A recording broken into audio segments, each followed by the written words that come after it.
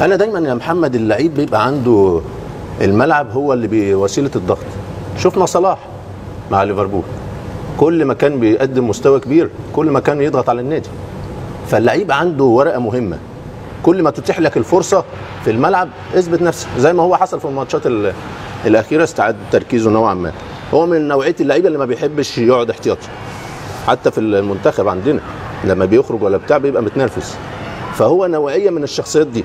اي لعيب كوره محمد عاوز يلعب، فهو ما عندوش سيطره على في بعض الاحيان على اعصابه.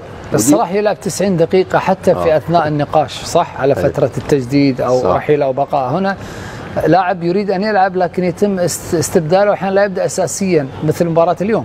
هذه لحظه تغيير. ايوه، ما هو ما بيحبش يتغير. حتى عندنا في المنتخب كان عامل مشكله مع كابتن حسام، فهو دي عصبيه عنده لازم يحلها ويلاقي لها حل. بس هنا الدقيقه 69 الفريق متعادل بهدف لهدف، هو صاحب الهدف. بس هو قرار مدرب يا محمد.